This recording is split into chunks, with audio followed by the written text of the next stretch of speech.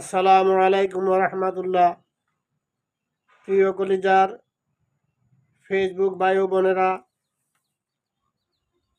হযরত আবু সাঈদ রাদিয়াল্লাহু তাআলা আনহু হতে বর্ণিত, তিনি বলেন, রাসূলুল্লাহ সাল্লাল্লাহু আলাইহি ওয়াসাল্লাম বলেছেন, স্বৈরাচারী জালেম শাসকের সামনে সত্য কথা বলা সর্বোত্তম জিহাদ। সুবহানাল্লাহ।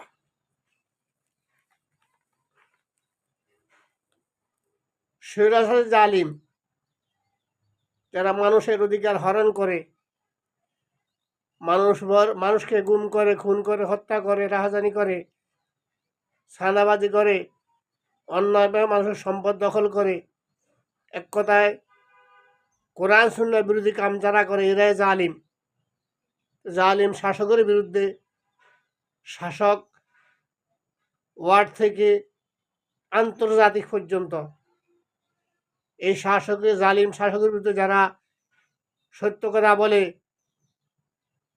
শক্তি থাকলে হাত দ্বারা প্রতিহত করে, হাতের শক্তি না থাকলে মুখ দ্বারা বক্তৃতা করে প্রতিহত করে, বক্তৃতা করার শক্তি না থাকলে অন্তরে পরিকল্পনা করে তাদের বিরুদ্ধে সংগ্রাম গড়ে তোলে। আল্লাহ আমাদেরকে অন্যায়ের বিরুদ্ধে, জালিমের বিরুদ্ধে হাত দিয়ে, শক্তি দিয়ে, বক্তৃতা করে অথবা অন্তরে পরিকল্পনা করে তাদের বিরুদ্ধে সংগ্রাম করে আল্লাহর কাছে আমরা সর্বোত্তম হতে চাই। এদের বিরুদ্ধে সংগ্রাম করাটা হলো সর্বোত্তম জিহাদ। আল্লাহ আমাদেরকে জালিমের বিরুদ্ধে